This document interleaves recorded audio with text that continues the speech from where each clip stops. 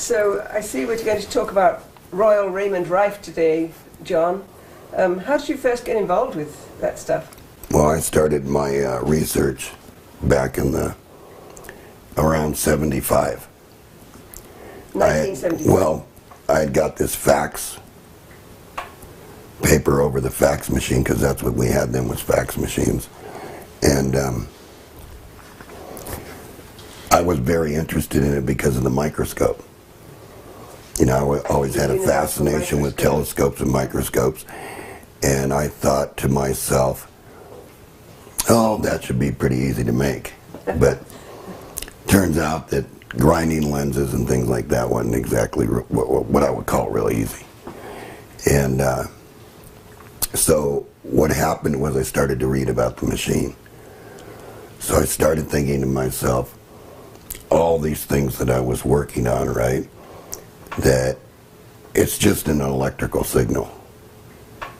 You know, and if you put an electrical signal and it has frequency, because everything involves frequency all the time. And so I thought to myself, well, I'll just make a simple little oscillator, you know, with one of these timers. And I'll give it a shot. I'll just hook it up to myself, right, and see if I notice any difference. Well, to tell you the truth, Pat, I didn't notice one thing.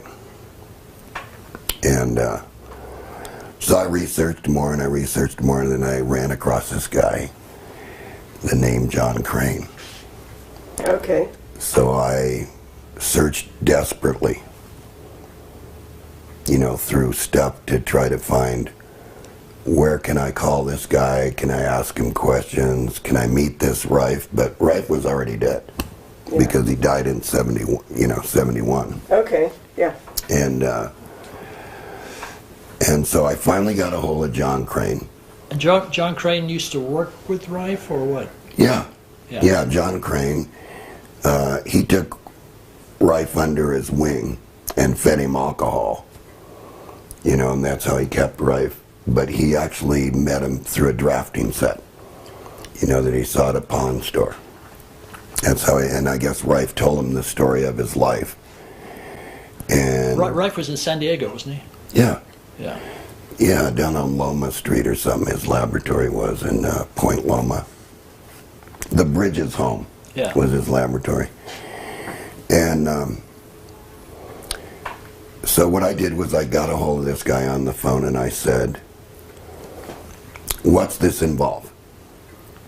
Because I think at that time my aunt was dying of cancer. And so Ron and I and Gary and everybody were looking for alternative medicines rather than to go through whatever the medical profession wanted you to do. So I started talking to him, and I was at Gamma Electronics at the time. We were doing big amplifiers and stuff like that. And I got Gamma Electronics interested in going down to San Diego. So I think it was George Fensel, myself, and Hank Chappell who started the Gamma Electronics. And we got there, and I was just totally blown away, because you couldn't walk in the house. There was that many. There was piles of papers and this over there and this over there. Sort of like this shop in a way. So you're saying it was really disorganized, or? Oh, it was just terrible condition, just filthy, dirty. Oh, okay. But this is John Crane's house. Yeah, John Crane's house. Yeah. And so everybody, he took me down this pathway into the basement. And in the basement, here was this, all different kinds of things. Some machines, you know, which didn't look familiar to me. But here was this virus microscope all taken apart. The actual big, gigantic microscope. Yeah. And so I thought to myself, well, you know, maybe something can be made out of this if I can get John Crane. You know, maybe we can pay him to do something with us, or take him out of this condition that he's in, right, and maybe rebuild this microscope and get it to go and everything. But Rife's original training was as bacteriology. Was it? Okay. Yeah. Okay. But he's, Rife was a different kind of guy.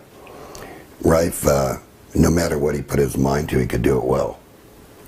So he not only did mechanics real well, like on the built engines, he built, worked for, I think it was the microscope company, and where he learned bacteriology in the university, where he did pictures and got an award for doing that and stuff. So Rife was kind of a unique guy, but I want to go back to this thing that was in the basement. Now, let me explain this basement to you, Pat. You went down these stairs, and it was dirt. I mean, here's this optical marble in the dirt downstairs. It wasn't a concrete floor or anything like that? No, it was just all moist and musty and just tons of dirt, and I said, what would it take to get this back together? He said, it would take a lot of money to get this back together, I said. So I got thinking to myself, and I left. And then I called him up. And I said, well, we'd like to order 3 of your cancer machines. And of course, to my surprise, when I went to pick them up, they were just some signal generator that he bought off the shelf. He charged us, I think, $500 a piece. Yeah. Yeah, I can't. $500 or $600 it was there, and $300 for the manual that he had written. And I got them back to the shop, and I said, "What good is this? I mean, I got them on my bench, for audio work." And these were something that Allied put together, something they were just cheap, IC generators. Mm-hmm. So I called him back up, and I said, well, what would it take? In the meantime, he had got this guy, Dr. Strecker. Dr. Strecker. Okay. Was trying to contact him too, because he had read about him. Was he a medical doctor? Yeah, he was a medical doctor. He was actually a PhD in pharmacology. He was and a medical doctor. He was taking care of my aunt. Okay. And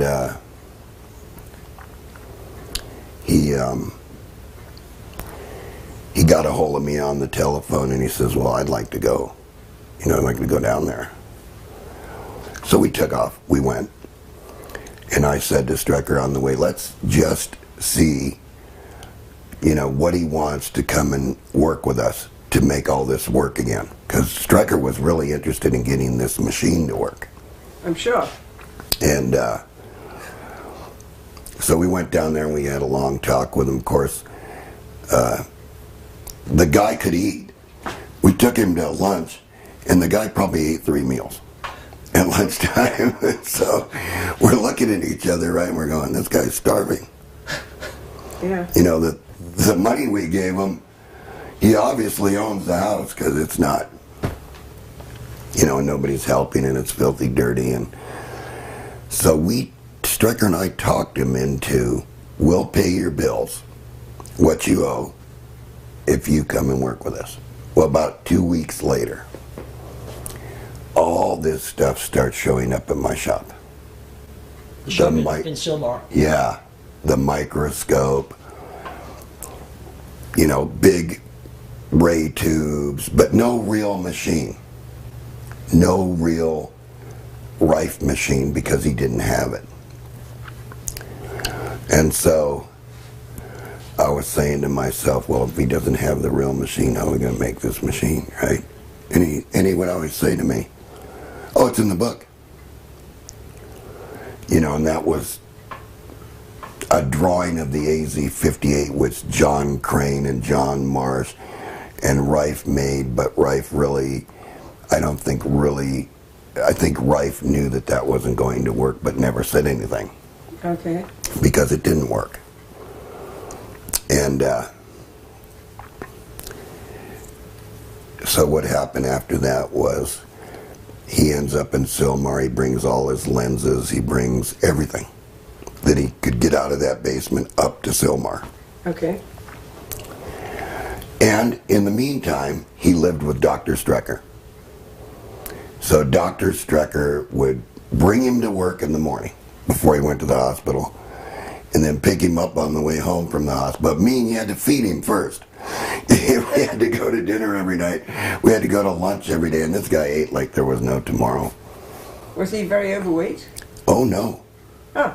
Oh, no. John Crane was probably, I guess, 70-something then. Okay.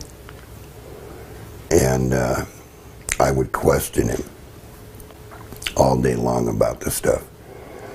Meanwhile, Gary gave him a drafting table in Sylmar, and he was drawing the pieces that were missing from the microscope, and then he would hand me the sheet. You know, and I'd go back in the machine shop like we have here, and I would cut out the things for the lenses and then came the day, Pat, where he said, we need to get prisms, because that microscope had prisms in the barrel. You know, that zigzag in the barrel. They would zigzag. Okay. They wouldn't let the light rays cross. And so I must have drove for miles and miles and miles looking for glass prisms. You know, going to one optical place, then to another optical place. And this stuff was not cheap. Meanwhile, we're paying his bills. And we're buying, you know, $400 and $500 prisms that are optical glass, when he knew that that's not what was in the microscope. What was in the microscope were quartz prisms. And he had them hid. So he was just making something to put in. He was just making work, is what I was saying to myself, right? Yeah. Meanwhile, I'm trying to figure out what the actual machine is, and I said to him, John, where is the paperwork for Rife's real frequencies? I don't know, he would say. So, well, I had them, and then they disappeared, and then this went there, and that went over there, and something went somewhere else. And so he would always quote to me, said, oh, 400 cycles for this, you know, 1,275 for this, and I'm going to myself, these are just standard audio frequencies. What good is that going to do? When I bought this generator from you, I hooked it up to myself. I didn't feel anything. You know, I couldn't tell any difference. The only thing that you could tell is when you got it to low frequency, your arms were going. Yeah. You know, just like a TEMS unit, almost like a muscle relaxant unit.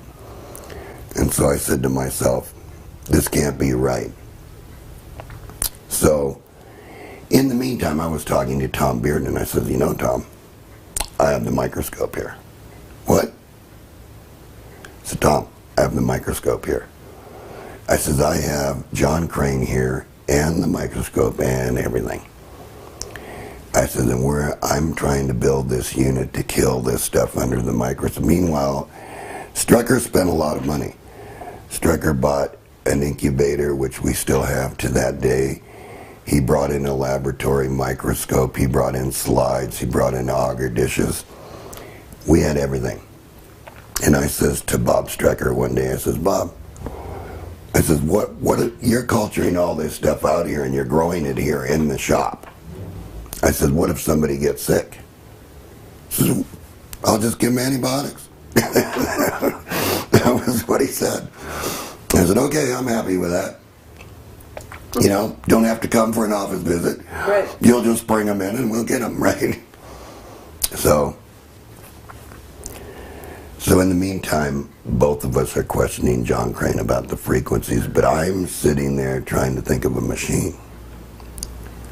You know, because I knew everything was frequency related, because Rife's papers indicated that there was a different frequency for every little virus and bacteria. And there were a limited amount, Pat. There probably weren't more than 36 that he found over the course of time. Because then he got disrupted and ended up in court. And so I kept asking John, where did you get these frequencies? Oh, Rife. And I said, well, that can't be right, John, because, you know, if you take 100 cycles and you can get your muscles to move, 50 cycles you can get your muscles to move, and this and that. And I said to myself, no, that can't be right, because it had to be a mix of something. Something had to be mixed. So I started developing, I'm going to go into this now. I started developing this machine. And this was one of the first prototypes that I talked to Tom Bearden about, was this machine right here. And in the meantime, Tom Bearden says, I'm going to fly out with Doris. And I said, well, I think I can have this machine done by the time that you fly out here. And so I said to myself, I got to get busy. So I really was not paying attention to John Crane. Meanwhile, what John Crane was doing was he was calling up people from the office, and he was telling them to come down and he'd treat them right there. Oh, God. With the machines that he had. And so when Dr. Strucker and I found out that he was treating people, I mean, Dr. Strucker just blew it. Yeah. He just said, what did I tell you? He goes, you're not a medical doctor, and you are treating people for diseases that you know for a fact that we can't prove that you cure them. So it's pretty, you know, right up front with him.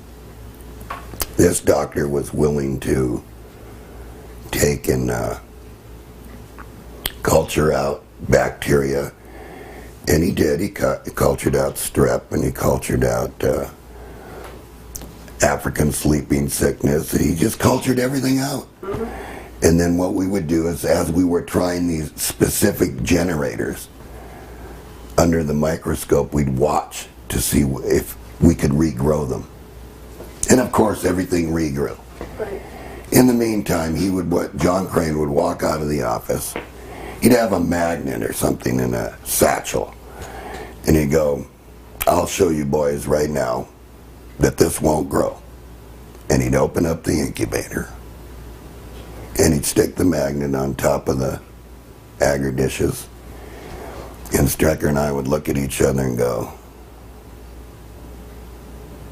and laugh. Next day, Pat, we would come in and that bacteria was still growing. So, and we'd go and we'd get John Crane and say, see, that magnet isn't going to do anything. Well, I can tell you that that magnet's going to do something. And Strecker and I would say, yeah, it's going to do something. It's going to magnetize stuff. It's going to ruin the tapes that we got here, you know, where you can't listen to them no more. And he was just like an impossible guy once he got something in his head. So what was his background? Was he a scientist? He's a draftsman.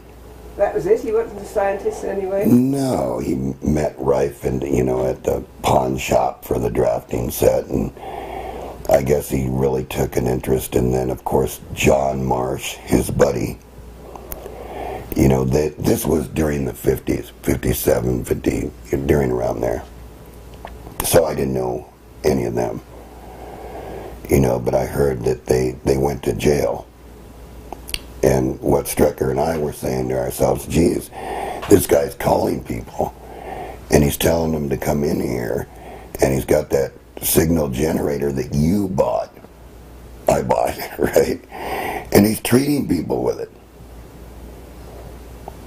Is that why he went to jail? Yeah. Yeah. Yeah, they were treating somebody and nothing, I guess, didn't work. Of course it wasn't going to work, because that's not what this machine's about.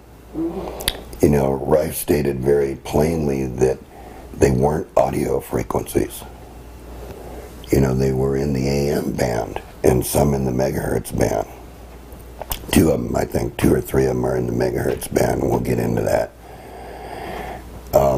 Your cancer, Rife said, is very high in frequency. And then there's other ones that are very low. But originally, Pat, how Rife saw that this was going to work was, if you think about it, back, I guess you would say the 20s and the 30s, they didn't have frequency generators like we have today. He used audio couplers. You know, for somebody that's not familiar with an audio coupler, that's a machine, you know, that's coils that you slide in and out until you get, and it makes up like an oscillator, and so you get different frequencies by moving the coil in and out. And they call that an audio coupler. So I think what Rife did was he might have seen where he cultured out, you know, E. coli or something like that, and he saw a slight little wiggle in it when he got, I mean, that's as good as the microscope was at that time. Rife couldn't work with that microscope, so he had to develop, you know, the biggest virus microscope. He had to see at least 15,000 times. You know, and I think you could go up to 20, maybe 30,000 times with it.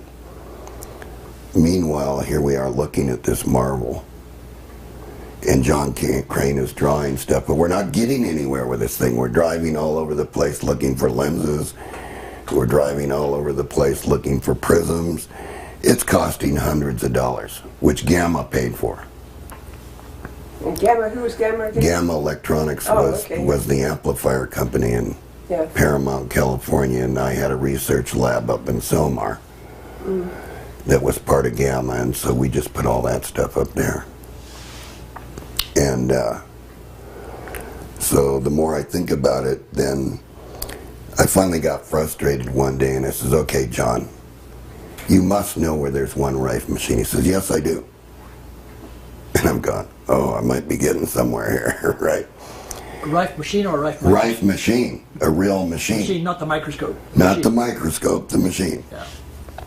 And I said, okay, where do we go? So, well, the last I remember it was down over here towards Hollywood and blah, blah, blah. So I take off in the car. And I says, well, do you know the doctor that had the machine? He says, yes. Goes, that machine was, the doctor hid behind the wall. But I know where it is. I think I know where it is. So we end up in the Hollywood Hills, you know, behind Beverly Hills. Yeah. And we're driving up the streets, and he's looking at the buildings, and he says, I think it was that house right there. So I stop, go to the door, knock on the door.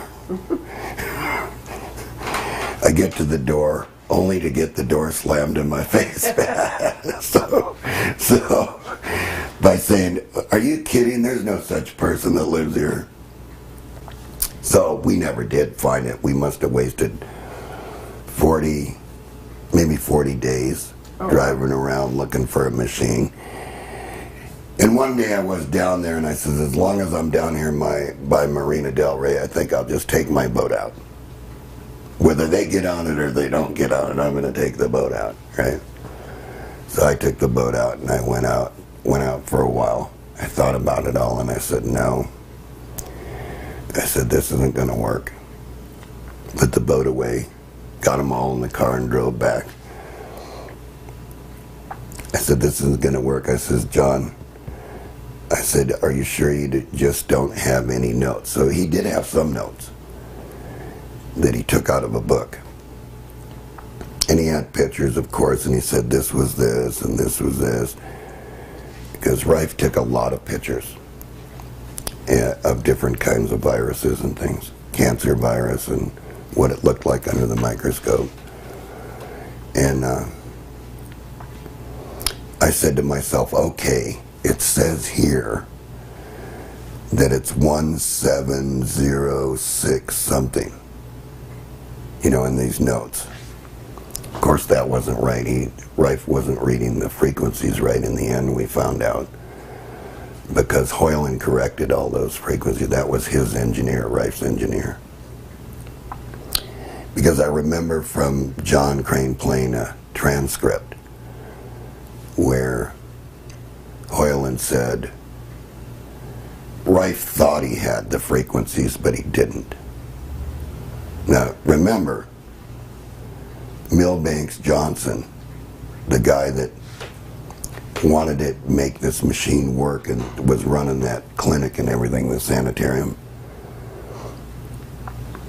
he wanted an electronic engineer to make the machine so it would be portable, because before it was all these boxes, you know, which was standard stuff right off the shelf, Kennedy tube equipment. Now, the funny thing about this, Pat, is why would nobody ever see this? And so I just said to myself, I can't do this anymore, I just have to start from scratch. Meanwhile, Tom Bearden comes. You know, and Tom Bearden's looking that microscope over and taking the pictures, because really, it was a beautiful microscope. Probably about 200 or 300 pounds. Wow. It had a big base on it and everything. And so, I get going. I start putting stuff like this together. I talked to Tom Bearden about the pump wave and everything, and he said, oh yeah, the Prioré machine, John. He says, you know, that didn't work unless they were in this magnetic blah blah blah field and all this stuff. And so I started to put a machine together like this that mixed all these and this is the exact machine, and this is the one that I handed a paper out on, starting with all these oscillators at different frequencies and one fundamental oscillator, and then of course amplifying that and running it into a transformer. And then I had a pump wave, which was very mandatory in this type of system. John, Yes. Before you get into the pump wave deeper, I just had a question. It must have been really frustrating for you to work with John Crane. Oh yeah, it was very, very headstrong. Okay. In other words, once he got an idea in his head, you weren't changing John Crane's mind about anything. He would just persist. As an example, I was asking him about the prisms in the microscope. Yeah. You know, before I said, John, if you know that Rife used all quartz lenses, why would you want to be putting this microscope back together again with lenses that aren't equivalent to what Rife had? Well, it doesn't make any difference. I've built this and this and this, and it really didn't make a difference. And now don't get me wrong about John Crane. I mean, he was a good draftsman. He built a couple of microscopes, you know, for doctors, and those doctors said they worked great. You know, probably 5,000 diameters or something like that. Yeah. And he patented I think he applied for a patent. I don't know if he ever got it. I never investigated it, but he did a projection microscope where I think you can find that online. Okay. But as far as him telling you the truth about things, he had little secrets. And he would play a game with you. You would ask him something one day, and I probably was a little bit tricky for him because I would change the question the next day. Yeah. It probably drove him a little bit buggy, and I would get him into conversations for hours about Rife, about where's the machine, You know, now, here's my suspicion, Pat. There was a doctor in L.A. that had a machine. But that doctor took the faceplate off that machine because I remember John Crane saying something like that they had changed the front of the machine somehow. What do you mean the faceplate? Like the name? The name. Okay. Because right there was, you know, Rife Labs or whatever was on that machine. The name tag. Yeah, the name tag on the machine. Now, my suspicion is that Jeff Garf, I was going to ask you about him too. yeah, who has reproduced the MW, which is a multi-wave oscillator, you know, this which calls a MOPA. But when I moved up here, you see, I probably brought that MOPA back to life because I remember building the machine, which, and there's one upstairs here, we could drag it down and look at it, but the thing is that I remember doing that, putting it on the internet and rife.org. Yeah. You know. But you got to remember too, I was working with Lynn Kenny. I was talking to Jeff Garf. Jeff Garf used to come and visit me, and I was talking to Stan Truman at rife.org. Plus I was on the Rife sites, you know, doing all different kinds of machines, multi-wave oscillators and everything that had to do with this. But the thing that, when Jeff Garf told me that the Royal Rife, you know, history, that he had put this thing up and go download the PDF and read the PDF and you'll understand the whole thing. You know, not everybody can download that and understand the whole thing, but the thing about it was that it made perfect sense to me when I read it of how it actually operated, how it operated. And I was wondering to myself, because the more I thought about driving Crane around, you know, looking for this machine that was sealed, if that didn't come, that was the only surviving machine, because guess what?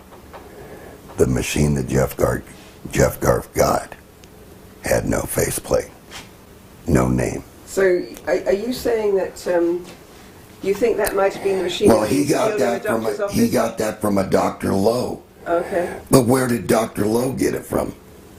Yeah. You see, because you mentioned a little earlier that a machine had been sealed up in the wall in some doctor's office. That's what he told me. Yeah, which sounds really sort of skullduggery type stuff. I mean, this guy would tell you things and you'd go, okay, John, let's go find that. I would.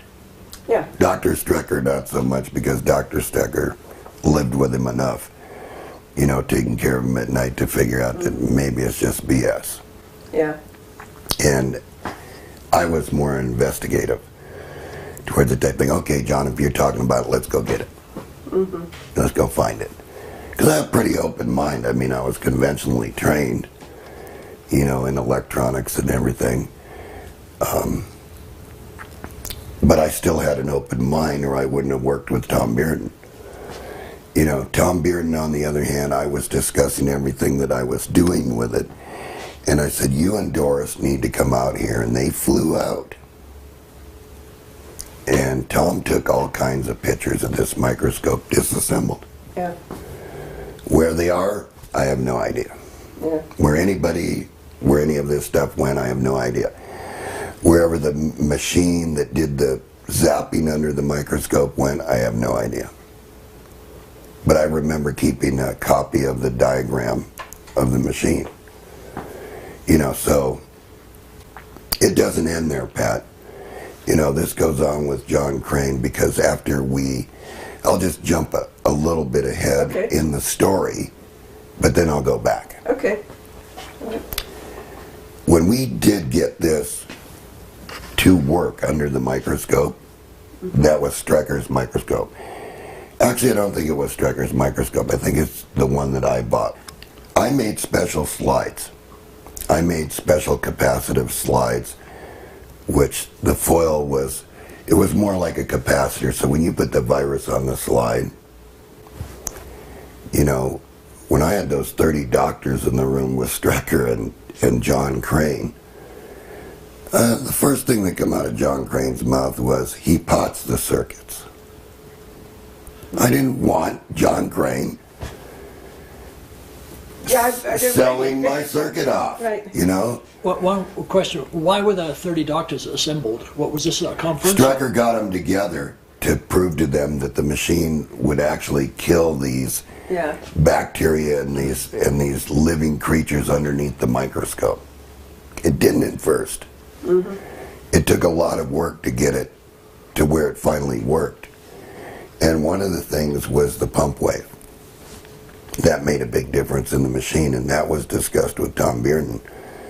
Now, Tom Bearden was present to examine the microscope. He was not there when the 30 doctors were there. Okay. But was it Tom that said the pump wave is necessary for this? Yeah. Okay. Yeah. And I said, okay, Tom, let's talk about this pump wave for a minute. No, he didn't quite know what I was going to do for a pump. You know, but I thought, okay, maybe that'll carry the frequency, you know, which was modulated on this wave, which I drew right here. Mm-hmm. You know, across this capacitive slide, and it'll kill this stuff. Well, when I did that, bang, and these doctors were in the room, and they saw it, each one. And if you made a mistake, Pat, if you swabbed the slide, and then you put that swab back in the culture, they were all dead. Huh. You could not get them to grow back for nothing. You had to wash that jar out, you had to steam sterilize that jar, you had to leave it, then you had to regrow the culture again, and then if you made that mistake again, they were dead. Yeah. I mean, I did not even realize what Tom was talking about, you know, until it hit me like a light bulb, that once this pump wave is involved, it carries it in. Yeah. Yeah. And that frequency stays in the cells. Somehow it gets in there and stays there. Okay. Now, I'm not a medical doctor. Right. And I make no claims for any of this stuff to do anything. But I'm just telling you. You're just saying what I'm telling you. Research is. I'm telling you the story of exactly what happened. Right. And believe me, I made this mistake when I was making the machine. Uh-huh. And it cost me days and days and days to try to get these things to regrow. And I'm saying, you know, Tom Bearden's right about that. There has to be this pump wave that's involved. And we called it four-wave mixing. Okay. You know, Tom called it that. Not John, Tom. And so I said to myself, damn. But I never thought anything about it, Pat. I was so, you know, it was a problem having this guy there. Right. Taking care of this problem and that problem with him and this problem and the next problem and, oh, by the way, I got to go over here and get this. And do you have, you know, like $200 and do you have $300 over here and $500 over here? And you could not get around how much money this. I used to just call up the CEO and say, I need $1,000. Okay. And I'd get the $1,000 and one day it'd be gone. You know, he had it all gone already. And then he'd say, well, we need another $500 for this, or we need another $200 for this, or we need another $1,000 to get this, or to get me out of trouble over here, I need this. You know, and so I would do it because I was interested in. Yeah. I gave him my word. Is he still around? No, he's dead. Yeah. He died shortly after the lawsuit, but we'll get into that. Oh, it's a lawsuit. Okay. See, the thing about John Crane is he sold everything. He didn't tell anybody that he sold it. But he never gave the item that he sold. You know, so after we did all this work, all this research work on the microscope and on these, you know, trying to get this machine, but I want to go back to the doctors. Okay. We get it to work, Dr. Strecker verifies it. He invites 30 doctors. I gave each doctor, got a demonstration, one right after the other. In other words, got to take a clean swab, put it on the slide, got it in focus under this microscope. That doctor watched, and I say, okay, now I'm going to hit the button. Bang. Dead. They all got to see the same thing because they all got to witness it for themselves. The first thing was, you potted everything, we don't know what's in there, this could be a trick. The next thing was, we could never do this, we'll lose our jobs. Oh, sure, yeah. Yeah, that was very and real. that went on and on and on, and we never. They were making too much money, you know, with this, with whatever they were System doing. was, yeah. Yeah, and I didn't blame them. Yeah. You know, they were being pretty honest standing in that room that they were going to be, you know, that they could never get into anything like this. Yeah. And like I say to everybody, if you're going to do this, you got to do it on your own. It's not on my recommendation to you to do it. You know, if you're interested in it, do it. Yeah. Do your own research work. John didn't tell you, you know, that you're going to cure this person, because the word cure is the downfall here. Yeah. You can't cure anything. Because the minute you cure something, they're going to be after you. You can only mask the symptoms. You can only treat. Yeah, well, mask them. Yeah. You know, but I don't So- think you can treat people if you're not a doctor either. so what happened is, after this thing worked and the doctors were in the room, I had two prototypes. I had one that I used at the microscope, and that one at the microscope I gave to Tom Bearden, and he took that back with him. Okay. Doris liked it and Tom liked it, and it felt good to them, so they took it, and I gave it to them. The other one, John Crane, when I wasn't there, was starting to treat people with leukemia. Oh my God. So, guess what? Yeah.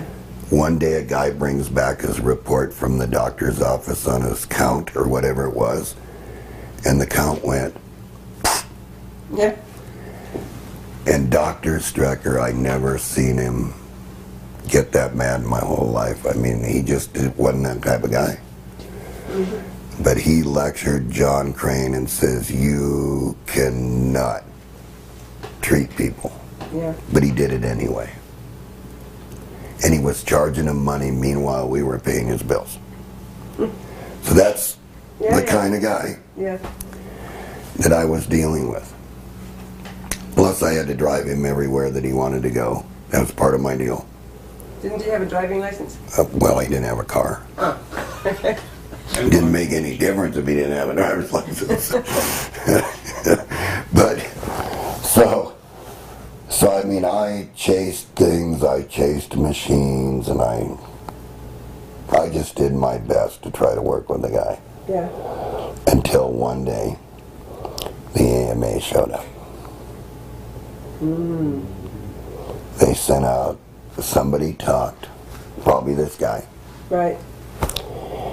And they showed up and they came there, and a good thing the machinery wasn't there.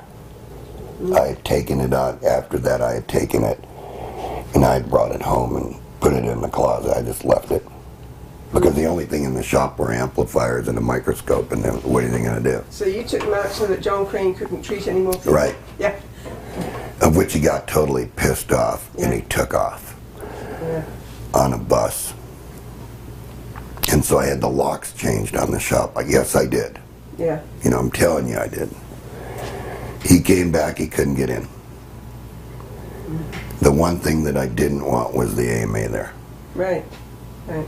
And, you know, going to take everything. So John Crane goes back to San Diego and he writes a lawsuit, a bogus lawsuit. And he demands $20 million on the lawsuit. Which is online. Anybody can go find it online. And he never told us that he had sold the microscope to Barry Lyons. That was another name from the past, yeah. He never told Strecker or I that he had sold the microscope. And so Barry Lyons got a court order to come and get the microscope. Of which Gamma Electronics then got the same order. Right. And so And it was we theirs. made arrangements. Crane was locked out. I wouldn't let him come back. Right. He had taken a bus all the way to San Diego, and then he didn't know what was going to happen to this microscope, see? Because he didn't realize that Barry Lyons had got a court order to come and get the microscope. So I remember George and a few other people picking this thing up, and the sheriff's car was parked out front to come and get it. And all the sheriff did was open his trunk, and he tells them, throw the microscope in the trunk. In other words, don't lay it down. Yeah. Just throw it in the trunk. You know, of course, then we were all heartbroken. Yeah. You know, because we didn't get to finish this microscope. And so However, Barry Pat, Lyons didn't get one either. I was able, after we made the prism holders, I was able to light Rife's light underneath, turn the prisms, and watch the light change colors. Okay. And I was able to see the light through the microscope, so you know what? It might have worked. But by then, it was too late.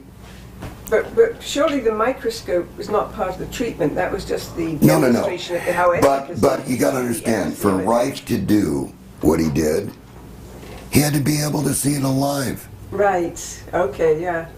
Yeah, you got to be able to see this thing alive. Right. An electron microscope does not. Yeah. It It's a dead specimen. Right. Yeah, it shows you what it looks like and everything, and how do you know it really looks like that? Yeah. You know, you're just seeing a still image of something that can magnify this electron microscope. Yeah, it's fine, but how do you find the right frequency for the thing if you can't see it alive? Yeah. Yeah. You got to remember, Rife, when he first found the frequency, I think it was for E. coli or something, or B. coli. He found the frequency, and then he noticed when he came back that these things weren't alive. Yeah. So he repeated the experiment with the same frequency until he Yeah. did it a couple hundred times. Yeah. And Rife, I could understand, had the patience, because the way Crane talked, that he could sit for hours and hours and hours at that microscope, running through all these frequencies on these old Kennedy machines, till he found the one that killed it. And then he would culture it 10 or 15 times to make sure that was the frequency. Yeah. So that's a little more of the information about John Crane. But what John Crane could never tell me that was important was, what were these frequencies? You know, and how did the real machine work, John? Yeah. Well, it's in the book. I said, John, anybody that looks at that diagram that's in the book can't understand that at all. Instead of a tube, there was a socket. Well, that's fine. You know, and this resistor was drawn just like the part. In other words, it was drawn just like this tip. with no value. And it went to somewhere on these sockets, right? And I kept asking him, I kept saying, okay, what's the tube? Well, you got the tube right there. And I'd say, yeah, but what was this tube? And he'd go, well, that could have been one of 3 tubes. Okay, John, what was this? Oh, that's one of those big coils. Well, where, John? Go out in my shop and I've got a bunch of coils out there. Show me what coil it was. Yeah. And he'd walk out in the shop and he'd look in the box and he'd go, well, it was like this one, you know, which is a big wire wound coil. And I'd say, okay, where does this hook to? I said, you can't see it in this diagram. It's not clear. Well, I can't remember. Yeah. So that's what you were faced with over and over and over, Pat. But when he saw this work is when those gears started to spin. And he said he had it sold. He already had 5 or 6 of them sold. He had the money, but no machine. Well, how did he get the money? He took the He money. sold, yeah, he Pre-sales. got pre-sales, yeah. He pre-sold it. Yeah. Wow. And I'm saying to myself, John, you can't sell my machine. Right. He said, no, it's my machine. I told you how to do it. I said, John, you didn't tell me how to do this. You weren't here doing this. So, well, I told you how to do it and the frequencies and everything. I said, I'm not using the frequencies that you're talking about. Right. That's not how I'm doing that. And I says, plus it's got different circuitry in it. He says, yeah, but you took my old generator and you put this stuff in it. And I said, well, yeah, I did. I said, but you can't sell my machine. He says, well, I can sell that machine. And it would just went back and forth and back and forth and back and forth, on and on, you know, with you can't do this and you can't do that. And I said, I'm sort of tired of all this. I said, you know, I really was interested in Rife and I really was interested in the microscope and everything. I said, but this guy's got to go, I said to myself. And Strecker came to the same conclusion. This guy's got to go. He's dangerous. Yeah. Because he's medically treating people. He doesn't have a license. He's not a doctor. And he doesn't know what he's doing. No. Oh, He he just, was doing. yeah, he knew what he was doing. Yeah. You know, he knew that he was getting $500 or $600 Right. cash for each machine. He already had 5 or 6 sold. So he had a fistful of money and he was getting ready to do whatever he was going to do. Meanwhile, I was paying his bills. Yeah. We were paying the electric bill down on his house. That all stopped, Pat. Yeah. As soon as this guy did this and the AMA showed up, that's when I called the CEO and I says, I've had it. I says, I'm not doing no more of this. I says, you can just not even bother writing the checks. Yeah. So then he sued us. He sued Barry Lyons. He sued Tom Bearden. What did he sue Barry Lyons for? Because he bought some... For the microscope. Yeah.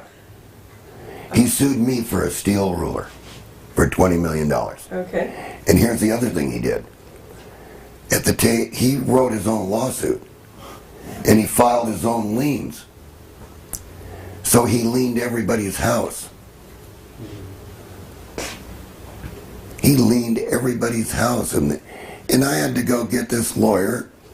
I had to go to each of these people and ask for $500 to get this attorney to go down to San Diego to get this thrown out of court as bogus.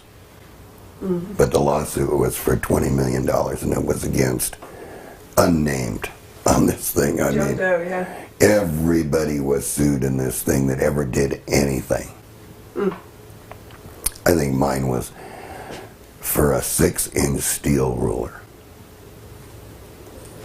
that he said I took from him, which I didn't take from him because when all the stuff was picked up from the shop, all the stuff that was there that he left there was packed up in a box and nobody touched anything. I made sure of that. And I made sure that it all got sent back. And so that's John Crane. Wow. And it's not that he was a stupid man, Pat. He was not. This guy had some good ideas and no money to do them with. And so what he would do is he'd get somebody to come into a partnership with him. Yeah. But they weren't ever going to get any money. He's a shark. You know. Yeah, he was better than a shark, Michael. He was. I mean, he got me pretty good. Yeah. You know, he got me for, who knows, maybe $150,000. Yeah.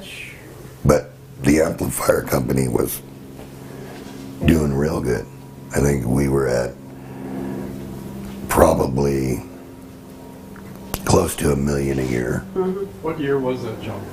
That's around 83, 84, 85, right in there. And you moved up here when? Oh, I didn't move up here until 89. 89. Thank you. Yeah. You know, and even when I moved up here, I continued my research and all this. Although I didn't use it quite as much. Right. I mean, there were a lot of machines in between. You know, I think we even took the SSG machine and used the waveform from it on pedals to treat too. Okay. On ourselves. All the experiments were done on ourselves. Like that's why I never recommend, you know, I'm not giving them medical advice here. Right. I'm just saying, You're just reporting what... I'm just telling you my story about what this machine is.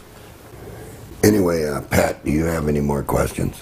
Not right now. That was pretty fascinating stuff about John Crane, though. Well, the story is the story, and that's exactly the way I remember it. And I really didn't want to change anything. I mean, there's a little bit more detail to it, but I figure that gives you the basic scope of this. Yeah, well, I read a book about it a while back, and Barry Line was in there, and John Crane, and I... Right. That was like 20 years ago, so... So anyway, I'm going to go back to this. This is basically what I did. Was I combined all these oscillators in what they call a mixing bus, so that the frequencies would hit against each other. In other words, so that I could generate these different frequency bands along the pump wave down here. And then once that was done, you could select the level with this amplifier that you wanted this mixing transformer to put out. Because if you look at the diagram very closely, you see that the positive line, there's a light bulb here. Okay. And that's if somebody shorted these electrodes, it would not burn out the transistor. Okay. So the light bulb would just turn on, and then what you would see with that light bulb is the frequency of the light. You know, you could see the frequency in the light because the light would chatter. Okay. And the pump wave, again, I'm going to point out, was mandatory in this, and you could adjust the level on the pump wave. And you didn't want amperage as far as current went. You wanted microamperes and milliamperes. You wanted to be way down because you're passing this through your body. And then what's happening is the frequencies and everything are creating these bands. And they're beating and against each other and everything, and they're making like two tuning forks. You hit one tuning fork and the other one vibrates. And so that's how you have to shatter the virus or the bacteria or whatever. So we knew that, so we put a meter in here, and we would adjust it like maybe 2 microamps or 3 microamps, or we could take it up to 10 milliamps if we wanted to. You don't want to feel anything when the machine's running. You don't want any stinging at the electrodes like what John Crane was doing. Okay. If I remember right, when John Crane was treating people with a standard off-the-shelf generator, he would make the electrodes out of brass. And those people would hold the brass. Mm-hmm. And man, that brass would turn green after about a day or so. So do you think if they were holding on to the electrodes, the sweat from their hands would turn them green? Yeah, that's exactly what was happening, because John Crane was passing, you know, an extreme amount through them to where it would sting. Right, right. You don't want to feel any sting when you... Why not, though? Because it's not necessary. That's just... It's just painful and... Yeah, okay. and you don't want to use it. Okay. You know, you don't want... What you want to be able to do is be able to get this into you and just have the pump wave carry it in. Okay. So you want to, you know, and you think about this for a minute. This is a current that's running through you, DC current. So it's going through. Right. It's actually going through the cells and everything. Yeah. And what you want to deposit, what you want to do is you want to get this in there. Yeah. Yeah, intuitively that makes sense, because when you get a pain, you tense up. Yeah, exactly. Okay. You don't want to do that. Yeah. So anyway, what we mixed in this machine, and I wrote it here, we mixed 100 hertz, 1 kilohertz, 5 kilohertz, 10 kilohertz, and 50K. That's about the max we could get at that time out of this device, out of the 555, without doing a lot of weird stuff to it. You know, building special stuff. And we used this for the fundamentals, so this was the highest one. You know, and I'll show you what I mean by that in a minute. And that was the fundamental. And these were beating against the fundamental. So that's why we called it a mixing bus. And then that was being amplified by an amplifier, you know, at the time, which is, I think it was like a 2-watt or 3-watt audio amplifier that could do 150 kilohertz in bandwidth. And then, of course, it was capacitive coupled to just put the frequency into this 1K. So you could see everything mixed here on this 1K. Okay. And what would happen is, it would, when the pump wave turned on, it would put the DC current through it. And then it would be modulated on the current, on the DC current, and then it would, of course, it's switching on and off, so it goes on, and then you could see the frequency, and then it goes off, and it would keep doing that. And that was set at about anywhere between 7.5 and 8 hertz. Since that time, we've learned more about this pump wave, and we found out that a little bit higher might be better. Mm-hmm. So basically, this was the machine that Tom Bearden and Dr. Strecker and I built, and this is the one we would not give John Crane the schematic to. Okay. This is why we potted the machine.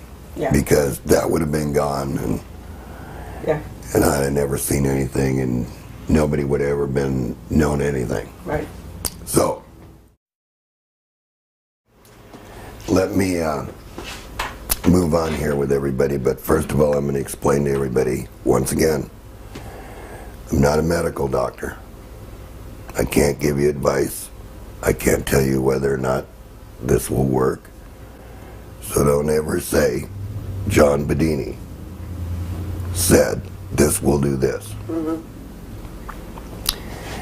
Anyway, we're going to get a little bit detailed here.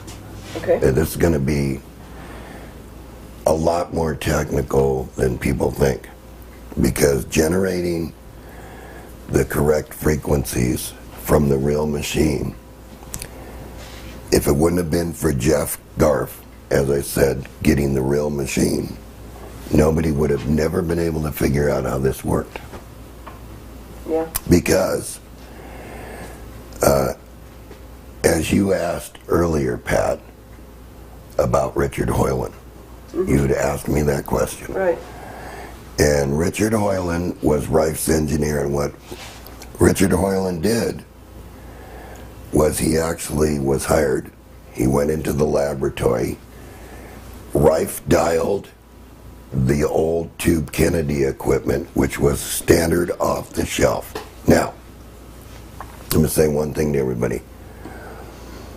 That at that time, the maximum frequency that these regenerative receivers did was 2 megahertz max. So, everything that Rife found had to be under the 2 megahertz. Yeah. Okay? When you say found, you mean found cure? Found in the laboratory Right. with these viruses was under 2 megahertz. In Right. other words, they were in the radio band. Okay. They weren't 100 cycles and 400 cycles. That's all poppycock. There is no such thing. Okay. Audio frequencies are not going to kill anything. So, there's a correct way to do this and an incorrect way to do it. And the incorrect way is to think that a signal generator is going to do it by itself, or just the fundamental frequency is going to do it by itself. It's not going to work. So I'm going to tell you that right now. Okay. Well, let's just look at this first, of what Rife and Hoyland found. Okay. First of all, Hoyland read the correct frequency from his master oscillator after Rife dialed it in. And the frequency that Rife found was for cancer was 1,607,450. And that's 1.6 megahertz. Okay. So you're not going to hear that. You're never going to hear that. Why not? Because that's out of the audio range. Okay. All right? That is the highest frequency that Rife found. So, Hoyland was a pretty sharp guy. Okay. He says, well, if I make an oscillator and I have this fundamental frequency, and I think he did them between 3.3 megahertz at that time with the tubes and 3.8 megahertz. But one must remember that the higher these sidebands are, the more power there is. So that's why you see, you know, them going up like this, because it's generating sidebands, this machine. So he picks a fundamental frequency and he says to himself, and this is really good, really sharp. He says, I'll take Rife's BX frequency and I'll double that times 2. Yeah. So here it is. 1,607,450 times 2. Multiplied by 2. Let's not forget that, everybody. Right. Multiplied by 2. And that equals 3214900, or 3.214 megahertz. See? But it's never going to come out exact. Yeah. Only on a few. So, we have this frequency now because we doubled the cancer frequency. And why did we double it? We doubled it to get up to where the fundamental is. Okay. Okay. All right? The fundamental's sitting at 31, or 3.1 megahertz. So now we take this 3,214.900 and we subtract it from the fundamental frequency. Okay. And that gives us a difference frequency. See, it says difference frequency. Now, here's the nice part of this. This difference frequency right here this is still too high. I'm going to bring this down a little bit so that the sweep generators can get it. See? Oh, okay. So, if I divide this by 2, then it's really simple. I just count 1, 2, and it's going to end up right there. Right. If I divide it by 3, it's going to end up right there. Okay. If I divide it by 4, it's going to end up right there. But see, it's getting smaller and smaller and smaller and smaller. Does that mean it's getting weaker and weaker? Yes, it's getting Okay. weaker and weaker and weaker. Yeah. you want to be as close to this fundamental frequency and power as you can get. Okay. All right? So here's exactly what's happening, what the spectrum analyzer will look like, or close to. There's going to be some little differences, but so you can see here that this is the max, the fundamental frequency, 3.1 megahertz. And this 3.214 is actually 1607450, which is right on his cancer frequency. You see how he got it? Do you understand how he got it? You just lost me. Oh. Well, this is really by That's moving at the third- side bands out, the third one third down. side band, Right. This frequency out here is really this frequency here. Right, that I can see, yeah. So what did Hoyland do? He hid it. Nobody was ever going to figure that out. Nobody could figure. He hit it because it was a sideband. Well, the reason that Hoyland hid it from Rife and everybody is so nobody could duplicate the machine. But anything can be duplicated. Right. You know, the English bought machines, but he unwired them. So they didn't work when they got there. Yeah. You know, for somebody that's really interested in what the full story of this is, they need to get the Rife History Report from Jeff Garf that's on the internet, which they can get. But that's not going to tell you how to make the machine I'm going to show you about. Right. But it is going to explain to you this mathematics right here. Right, where he carried the This is how you get the sideband. Now, if I was to go lower here, I'd be going this direction. So it's important to go off to the right. Well, it doesn't make any difference Okay. what side it's on. Okay. As long as it's closest, Okay. it's got the most power in the upper side bands. Yeah. Because, see, these bands, the fundamental's the tallest. All right?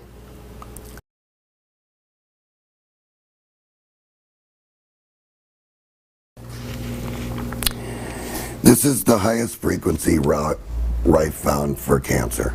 That's the highest one. Frequency of, This is a frequency in megahertz. okay.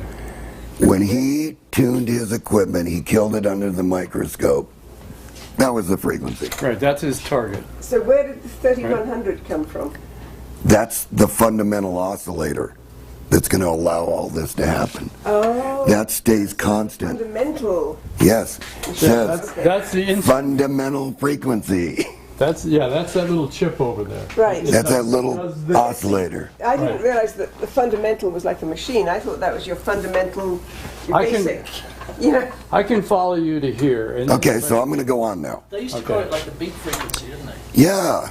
what frequency? Beat frequency. Amateur radio operators are very familiar with sidebands. That's how come I can do this. We used to use it in the desert in Libya. Yeah.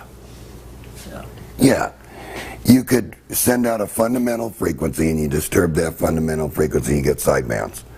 Those sidebands then contain the information that you're looking for. Are you recording this? Yes. Okay. Then what do you call a sideband? I mean, Well, these are sidebands. They're like side effects. What is a sideband? These are, They're harmonics. they're harmonics of the fundamental. Let's go over this again so Okay. everybody understands. What I'm looking for is this frequency, but I need an effect. I need to generate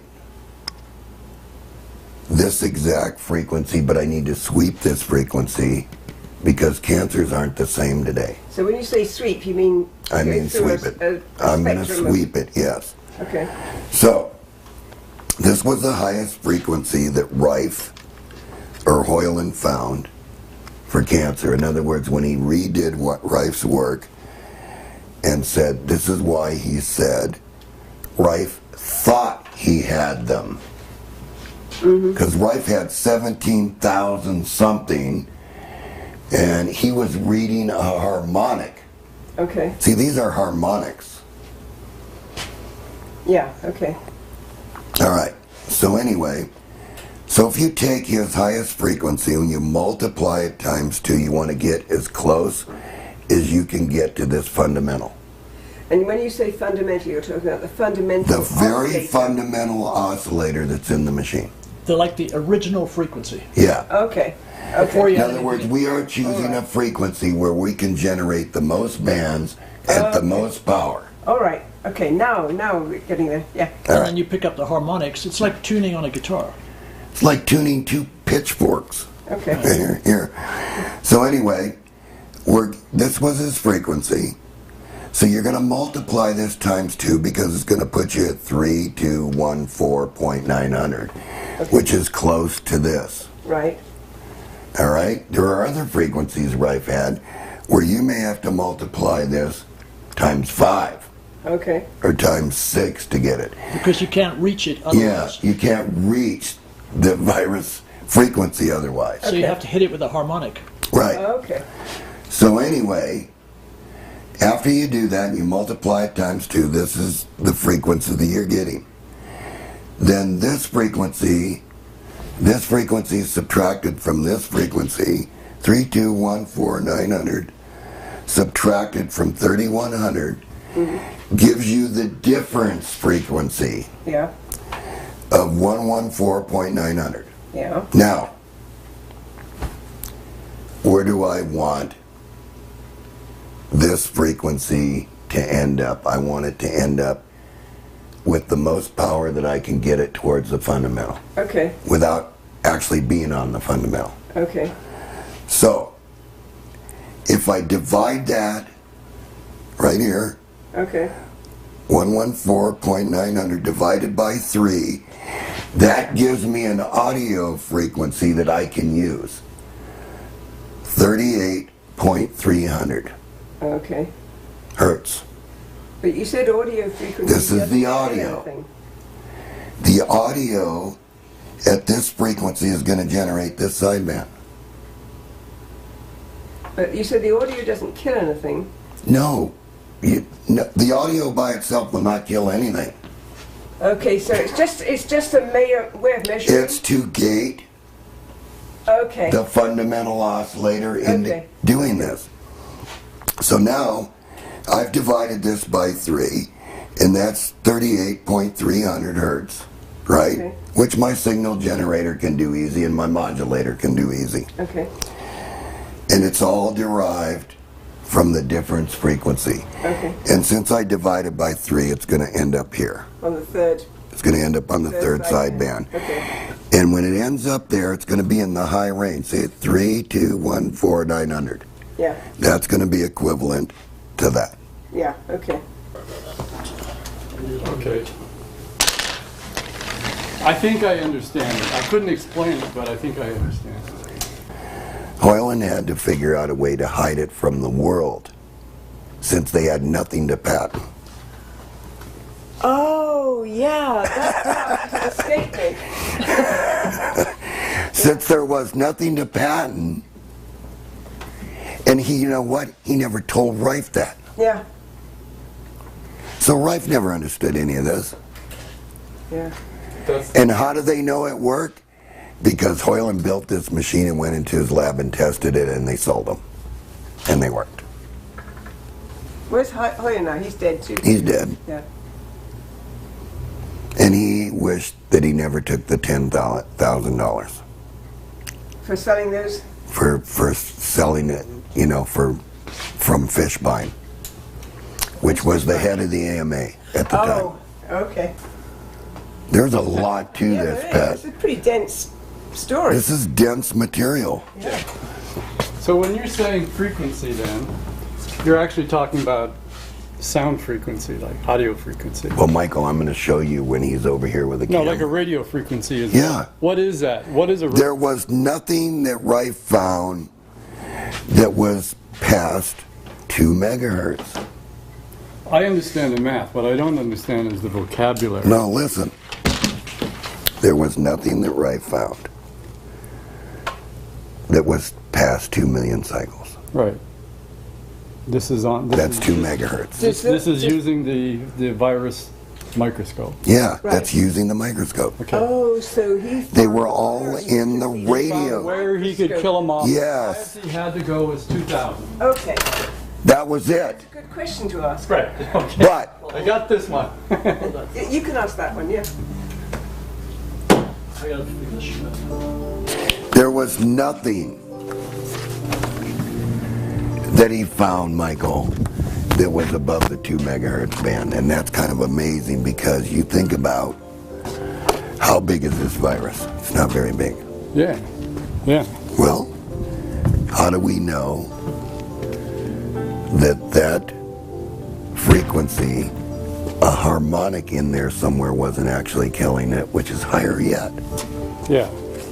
See, the scope can't follow it very well Right. because it's sweeping. Right.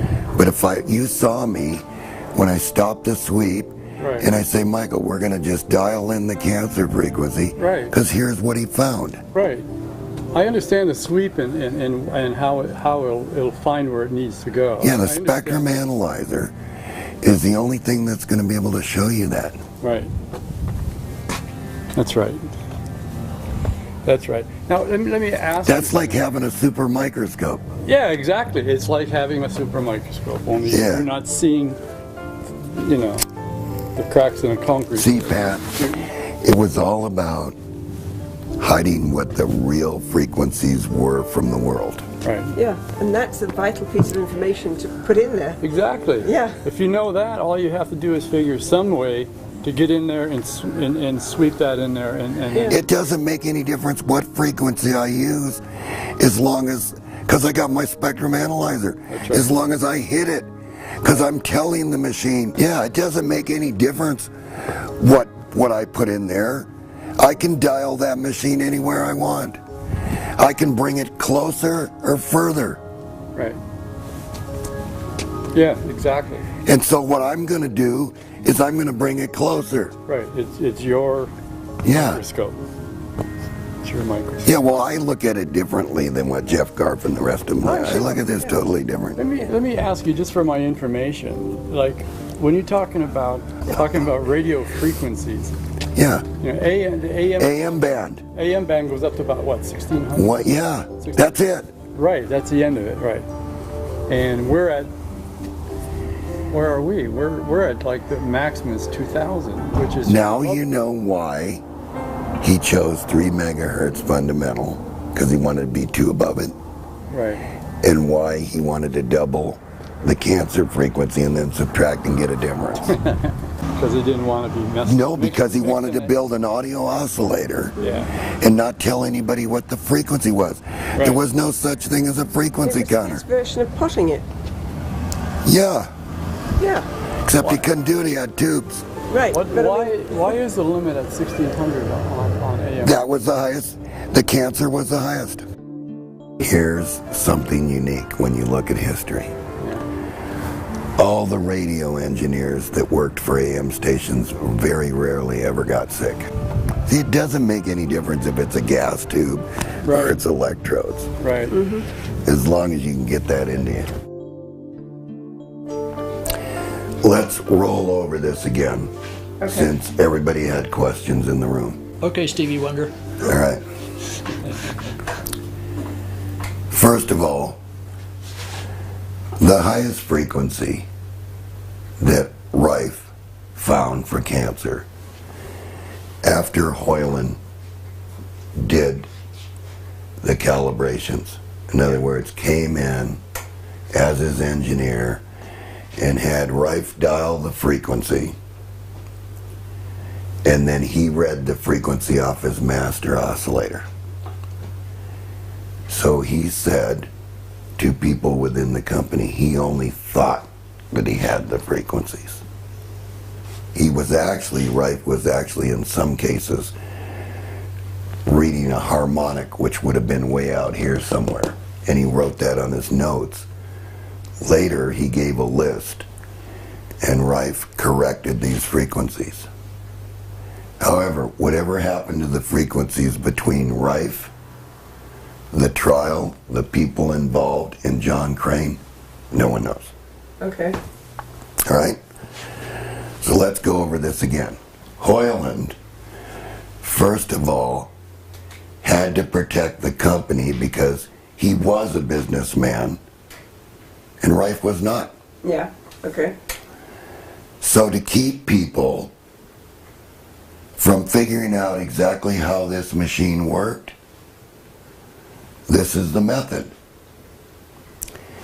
If I take his frequency, that's the highest one, 1.6 megahertz we'll call it, and we double that, we multiply that, we get this number closest to the fundamental oscillator, which we have chosen so that we can get the highest power bands. Okay. And we subtract that, you know, the 3100 from this, we get a difference frequency right here. Yeah. Now, that's still too high for us to work with an audio oscillator. Okay. Because, see, it's over 100 kilohertz.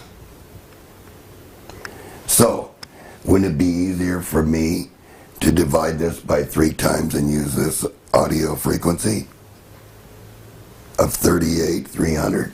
I can do that easy on my generator.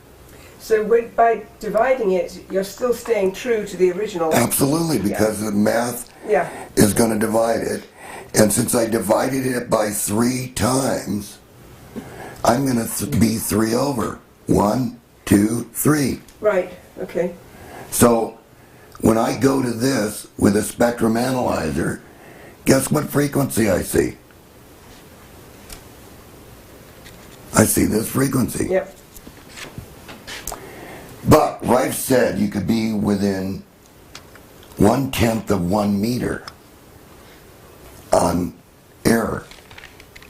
What That's do you mean 1/10 of 1? 1/10 of 1 meter Like The measuring wave- in cycles. Oh, in cycles. Okay. Yeah. So if I use a sweep generator, and I set it to do a sweep, I'm going to hit it no matter what I do. Yeah, okay. Because this thing's going to be changing, right? Now, if I divide this by 4, Pat, then I move over 1, 2, 3, 4, Right. 5, 6, 7, 8, 9, 10, 11. And it gets progressively weaker. Yes, but I still end up, in that. yes, Yeah, okay. with what Hoyland found. Right. Now, isn't that pretty sneaky of Hoyland? Yeah. Because if now I say, okay, I built one machine here, and this was my fundamental frequency, and now I build another machine that's at 3.3 megahertz, these are all going to change. Yeah. And nobody's ever going to know what this frequency is here until they do the math. And so now we have done the math, everybody should understand how you do this. But would it make a difference if you had the wrong I guess it would, but not if you swept it, Not if right? you sweep it. Right. See, my thing Is that what you're saying? is I agree with everybody out. I agree with Jeff Garf, but then I don't agree. Because it doesn't make any difference as long as I end up with this frequency. Yeah. In your sweep. And it's gated in the sweep. Right, okay. Because So I'm setting, As long as you end up with that frequency or a harmonic of it. yeah, which could be out here, Yeah. because it may move out 8 places or 5 places or whatever. Because there are frequencies on the Hoyland machine where they're out here, Okay. but it still works. Yeah. All right? So basically when we look at the spectrum analyzer, this wave shape will change a little bit. But what we're going to see is this fundamental frequency, and I'm going to actually show you on the spectrum analyzer. Okay. You're going to actually see this. And you're going to see then what happens when you put the sweep in. And we're going to lock the spectrum analyzer by dot to show how many times it actually hits this cancer frequency during the sweep, which nobody has ever seen. I haven't seen it. I'm sure that, it's possible that somebody's done this. John, does that mean that if you're looking for a particular cancer in a particular person, you can use the analyzer and find where that cancer resides and then target that? No, see, it's not going to make a difference.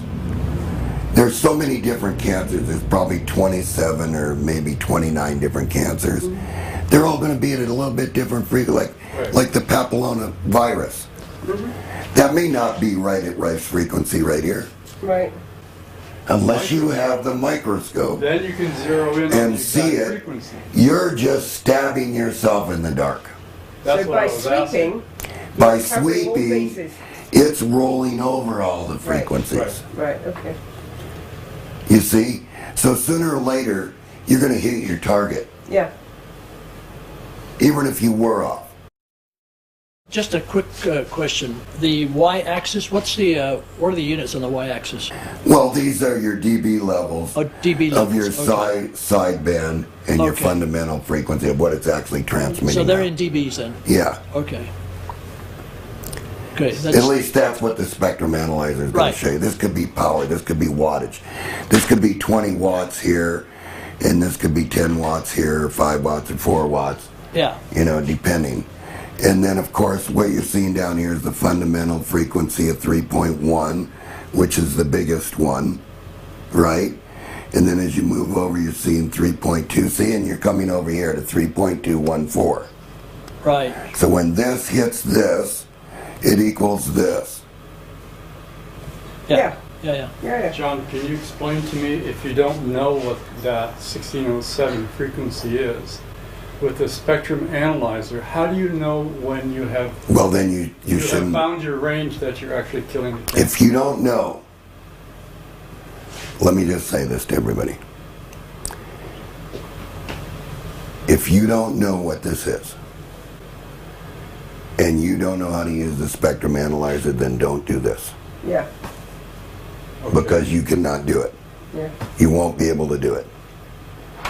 You see, I'm pretty precise in what I do. I just don't believe that you buy something off the internet and just because somebody says it's doing this, that it's actually doing this. No. Not John. Yeah. John wants I wasn't suggesting that. No, I know. John doesn't want to build anything that he can't prove to you that that's what it's doing. Right. Okay. Right. And so therefore I'm a sticker when it comes to this. In other words, it better end up where we say it is, or we're going to change a setting there and find out what's going on. Yeah.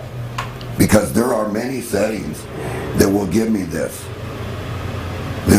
frequency once I have it. Yeah.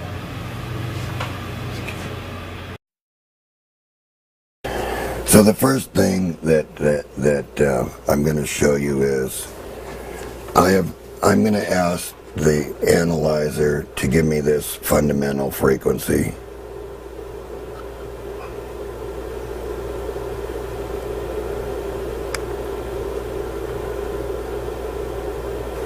And as you can see at the very top, let's see if I can move this out.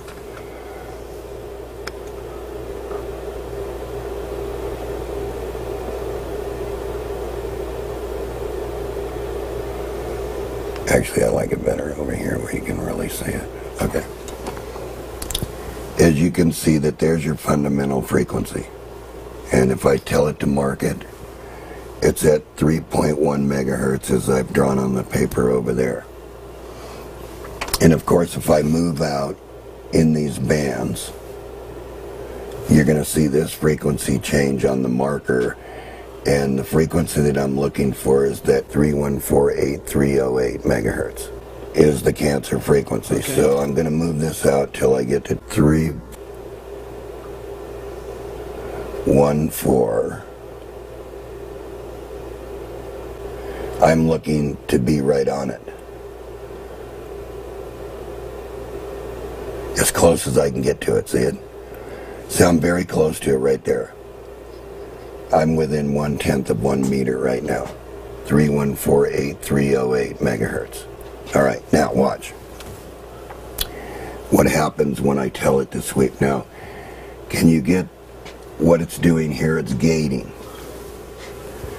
right here, the frequency from the audio generator is gating this. This ripple you see is this pump wave here. And that's what's giving you this ripple, because this is a small DC current. Okay. Okay, so the top scope is the pump wave. This top scope is showing you the actual frequency of it being gated, and when this collapses down in between it, you can see the gate. You see how it goes down in there? Uh-huh. But the thing about it is since it's being pumped, may not be, there you go. There, it's being gated right here. And then the pump wave is in here. So you can actually see that, if I can bring it down. So these are the packets. Here to here, the gate. Here to here is another packet, and that's giving me these sidebands. So as you can see right here, I'm looking for the BX cancer frequency, so I'm using the spectrum analyzer, and you can see here that I've got the most power here closest to the fundamental. So the little dot riding on top of the spike is the frequency. Is the frequency that you've marked that in the machine. Yeah, well, I've asked the machine to tell me what it is, right, because right. Watch here as I go, watch this frequency. See, that's way too much. Right. So what I want to do is I want to get within 1/10 of 1 meter. Okay, so you're yeah, I see. You're moving okay, the so dot I'm up. 907 now. Right. So see where my dot is there? Right, yeah, it's not quite there. Okay, now watch. I can take my signal generator over here. Now you watch. And what I want to do is I want to go back here to square. And I go back to frequency. And as I change this frequency, I can't see Tony, you watch the dot. See? Yeah. Now I'm right on it, aren't I? Yep. See? So now I can leave the generator, I can tell you the exact frequency with this fundamental, and the pump wave is 49.80 kilohertz. Okay. So now I can go here, sweep, and I can go to the linear sweep, and I can say sweep those frequencies. And look at that.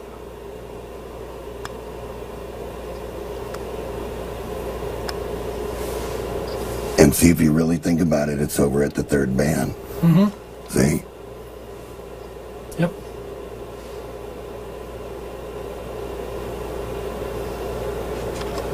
So this is why I disagree. And see what it's doing here? You can see the pump wave as it gates.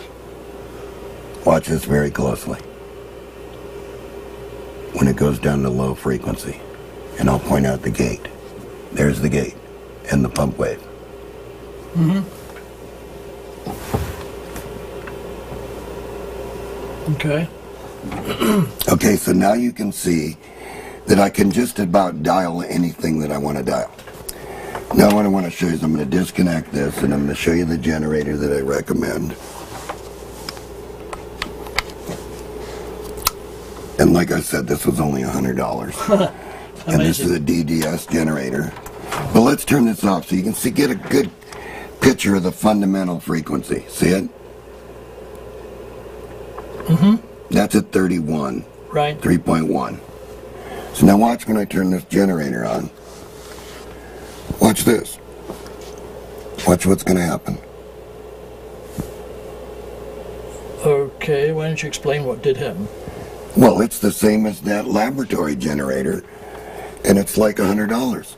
And it's generating all of Rife's frequencies.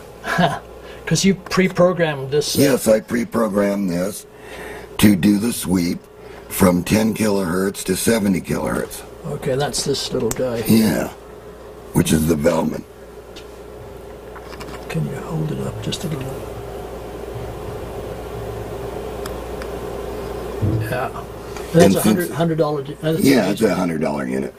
And the thing about this is it's already pre-programmed. This is fixed. You don't have to worry about it. And You can change the voltage here if you want, like we're at 1.3 volts because of the audio circuit in here. Right. And it's in a square wave operation, so we're generating the most bands, see? Right. All at once. Yeah. Okay. So we... Done? Yeah, then we'll go back.